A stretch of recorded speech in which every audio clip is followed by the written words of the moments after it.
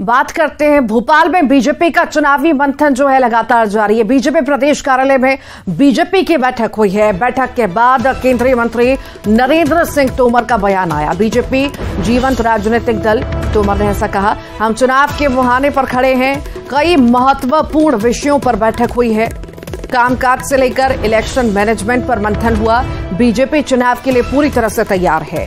2023 में बहुमत की बनाएंगे सरकार, कांग्रेस को करेंगे परास्त। समितियों के नाम समेत कई कामकाज तय हैं। तो नरेंद्र सिंह तोमर ने ये बयान जो है दिए हैं बैठक के बाद।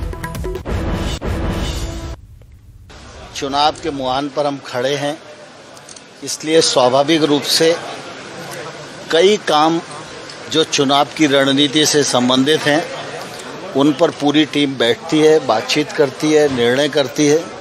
इसी दिशा में आज माननीय भूपेंद्र जी भी थे, मैं भी था और अध्यक्ष जी के साथ बैठकर बहुत सारा कामकाज किया गया है और भारतीय जनता पार्टी चुनाव के लिए पूरी तरह तैयार है। कांग्रेस को परास्त करेंगे, 2023 में बहुमत की सरकार बनाएंगे।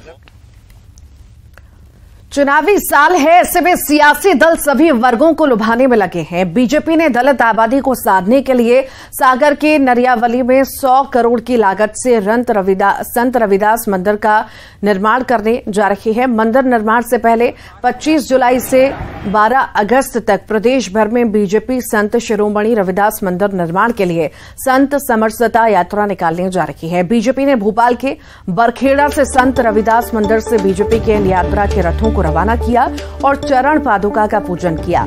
इस मौके पर अनुसूचित जाति मोर्चा के राष्ट्रीय अध्यक्ष लाल सिंह आर्य, बीजेपी प्रदेश अध्यक्ष वीडी शर्मा, बीजेपी एससी मोर्चा के प्रदेश अध्यक्ष डॉक्टर कैलाश जाटव मौजूद रहे। ग्वालियर से बड़ी खबर की इस वक्त बात करेंगे। 2 आदिवासी परिवारों में खूनी संघर्ष देखने को मिला है। खूनी संघर्ष में एक की मौत हो गई, 7 घायल हैं। बिजौली थाने के शीतलपुरा पारसेन गांव की घटना आपको बता रहे हैं। पुरानी रंजिश में संघर्ष हुआ। सभी घायलों को जया रोगी अस्पताल में भर्ती करा दिया गया है। बिजौली थाने में दोनों पक्षों के 14 लोगों पर मामला भी दर्ज हुआ है। पुलिस ने मामले में 3 आरोपियों को गिरफ्तार कर लिया है।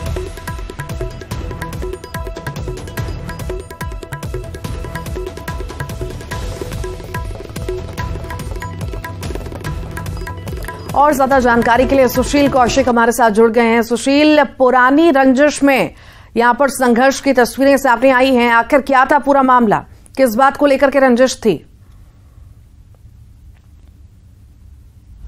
बिल्कुल, देखिए बिजौली थाना क्षेत्र के पारसेन के पास शीतलपुरा गांव का ये पूरा घटनाक्रम है। यहाँ 2 आदिवासी परिवारों के बीच लंबे समय से रंजिश चली आ रही थी। पहले भी इन दोनों परिवारों के लोगों के बीच विवाद हुआ था और पिछले 3 दिन से भी इन लोगों के बीच विवाद और गाली गलौज हो रहा था। यही वजह कि बीती रात को ये विवाद इतना बड़ा कि फिर दोनों तरफ से लोग लाठी डंडे और घातक हथियार लेकर आमने सामने हो गए और जमकर मारपीट हुई। इस दौरान जो 7 लोग के करीब इसमें घायल हुए दोनों पक्षों के, वहीं एक व्यक्ति की मौत इसमें हो गई है।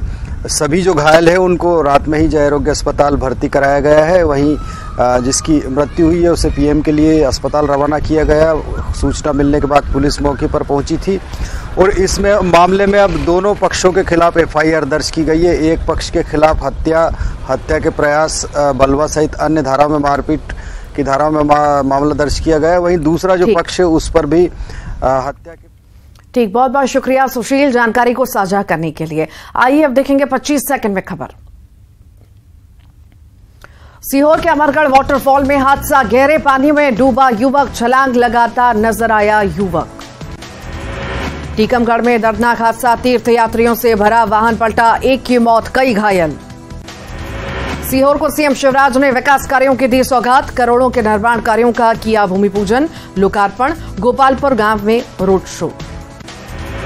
मिशन 2023 में जुटी बीजेपी, भोपाल में चुनाव प्रबंधन कार्यालय का उद्घाटन, कई समितियों का हुआ गठन। 25 जुलाई से 12 अगस्त तक समरसता यात्रा की तैयारी। ग्वालियर में बेखौफ बदमाश, छत पर खड़ी छात्रा पर फायरिंग, बाल बाल बची जान। रीवा में सरपंच पति की दबंग गई। मुरैना में गर्लफ्रेंड से ब्रेकअप के बाद सन की आशिक का तांडव, युवती के घर पर की ताबड़तोड़ फायरिंग। 5 आरोपियों के खिलाफ मामला दर्ज। मुरैना में जेसीबी ने तोड़ा पानी सप्लाई का पाइप, लाखों लीटर पानी बर्बाद।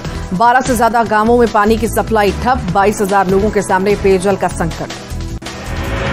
रायसेन में रेप के आरोपी के घर चला बुलडोजर। नाबालिग से रेप का आरोपी अख्तर के घर चला बुलडोजर। 17 जुलाई को आरोपी अख्तर ने घटना को दिया था अंजाम।